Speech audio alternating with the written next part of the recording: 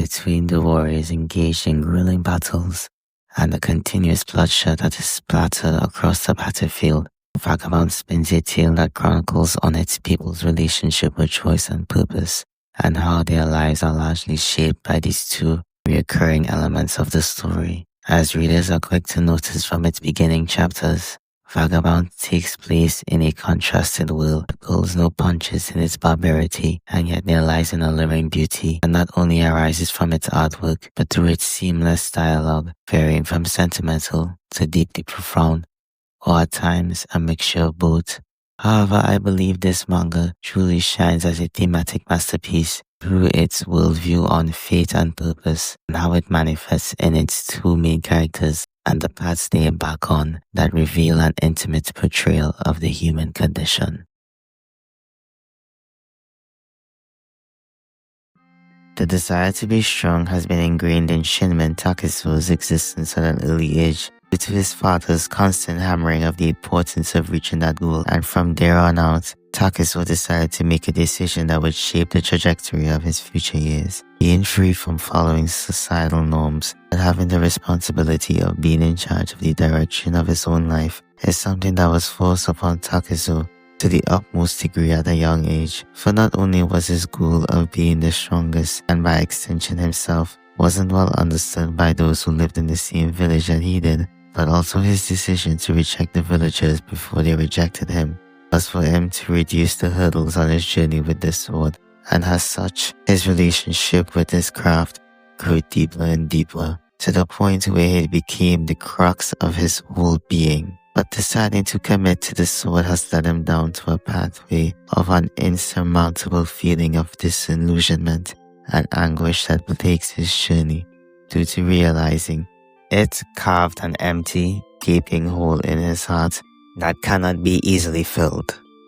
On the path to cement his legacy, the newly named Miyamoto Musashi still has a long way ahead of him to recognize his true potential in life. Just like other sword fighters in Vagabond, this sword has become the only form of expression that Musashi is familiar with, and due to it being closely intertwined with his life, he has grown up to believe that the devilish assumptions that people made of him is by extension an assessment of his relationship with the sword. Despite this, however, he still portrays signs of being human from time to time again, due to remnants of his past persisting in his present days. Despite living a life that is seemingly molded by freedom, Musashi's life is also largely affected by a false freedom that takes form into not being able to fully understand himself, but also not being able to come to terms with his past, that only furthers the distance between the few people that deeply care for him. In his attempt to kill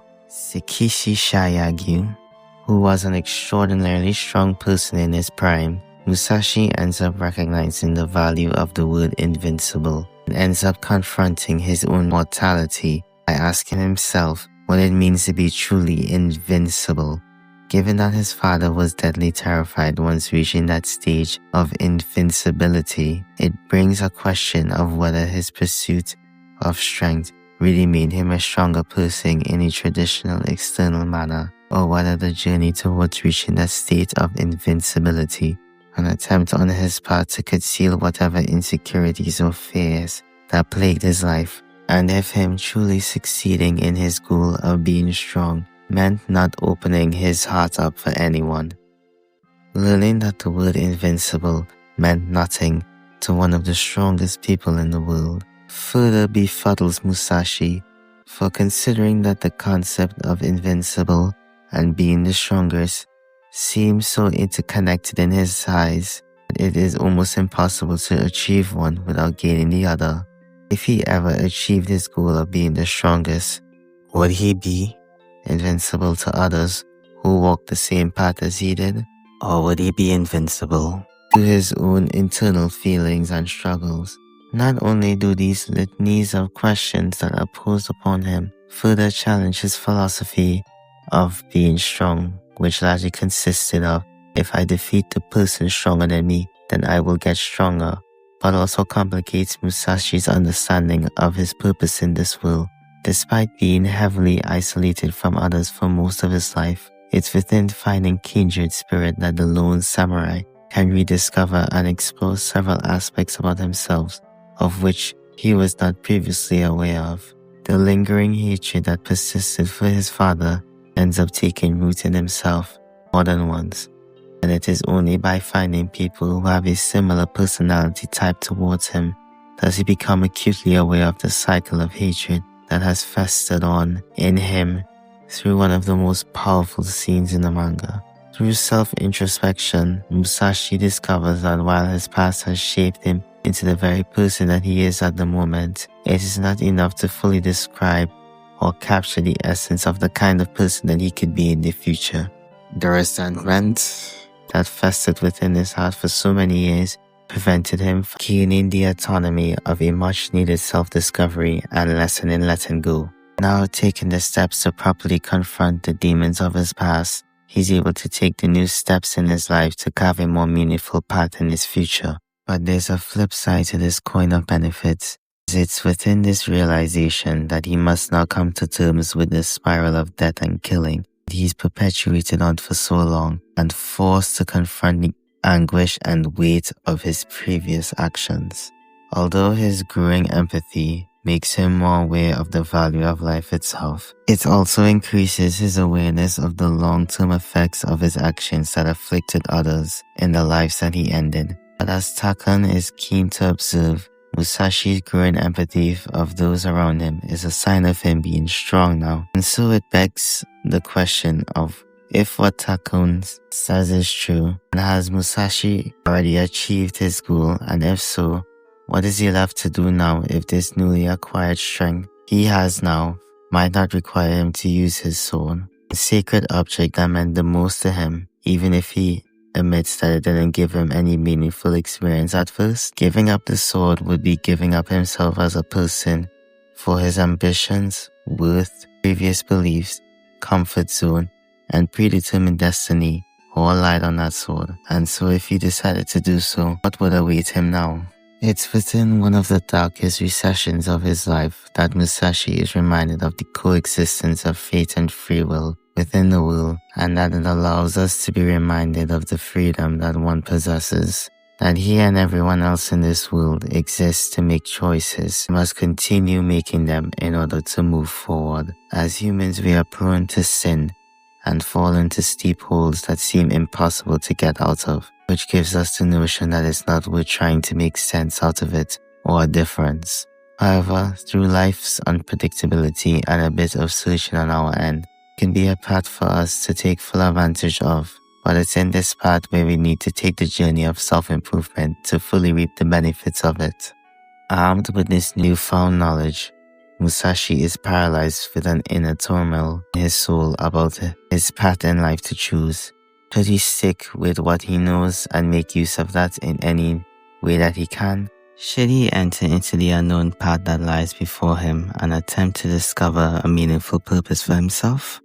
For a majority of his life, Musashi adhered to the belief to only live for himself, and now he wonders if choosing to live with that mentality makes him unfit to live with. As time progresses, however, he is finally able to be more honest and open with himself, realizing that he wants to carve a home for himself and hopefully Otsu, if time permits the eventual reunion,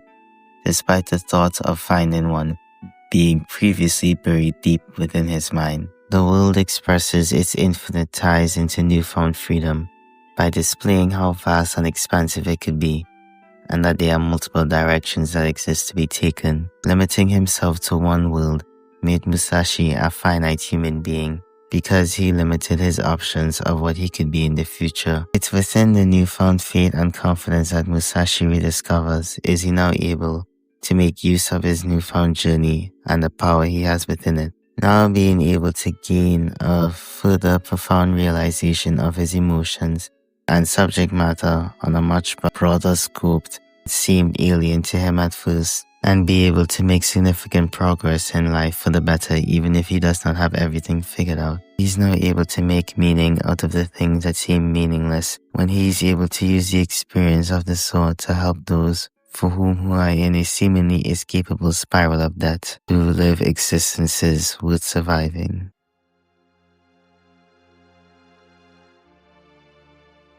Ever since he was young, finding a reason to prove himself of being worthy of something manifested into Hon'iden Matahachi, taking a similar path of his best friend Musashi. However, this was just an attempt on his behalf to run away from the harsh barrier that lied between his and Musashi's skill within their sportsmanship. Through his journey in a similar vein to Musashi, he is a man who, despite having the freedom to go wherever he wants to, is still bereft of a purpose and trajectory in his life. Though he is more than willing to cave into his carnal desires and acts of deception rarely bloom into anything useful in the long run for him. The self-awareness of the masks he wears, the constant reminders of the discrepancy of strength between him and Musashi, and the pressure that his loved ones exert onto him, further increases his insecurity, which leads him down a self-inflicted path of no goals, while lacking the drive to improve on areas of himself, further exemplifying an immeasurable self-loathing and loneliness, which greatly affects his close relationships with those he had. Ironically enough, his attempt at forging an identity for himself and towards an existence where he does not know who he truly is. He fed himself a lie that spiraled so deep into the cornerstone of his existence that he is now made to believe whatever manifestations have come out of it. During their reunion, Musashi remarks that he has a long way to go about his journey with the sword, and it becomes a personal attack on Matahachi's pride because it serves as an insult to the failed endeavors of his unremarkable existence. If Musashi, the same person who he held on such a high pedestal regarding his swordsmanship and lingering feelings of jealousy, says he needs to improve at his craft, and what road does that leave Matahachi on? If he had seriously applied himself to the sword in a similar vein to Musashi and stopped being enslaved to his own fears, would he have been able to cross the gap of skill that existed within the two? Maybe if he did, he could have carved out a more different, fulfilling chapter in his life, but at this point, it feels too late for that. Despite this glooming feeling of dejectedness constantly looming over him, Matahachi's mother is the only person who's able to accept him for who he truly is, even if she was aware that he wasn't the man who he hyped himself out to be.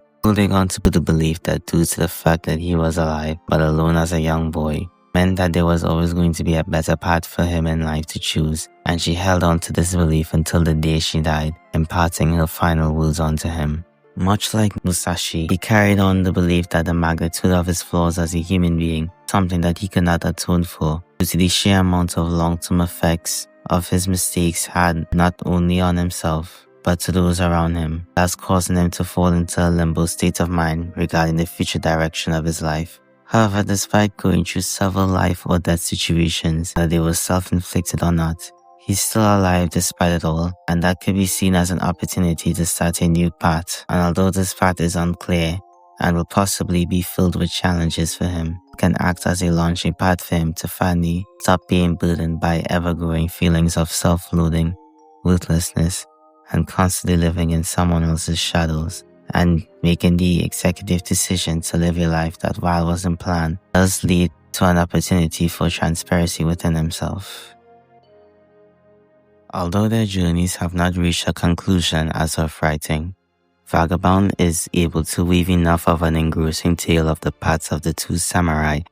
and the responsibility that lies with determining the future trajectory of their lives, no matter how radically different it may be from their previous visions. They serve as the story's prime examples of why you should not let your past completely define your worth as a person,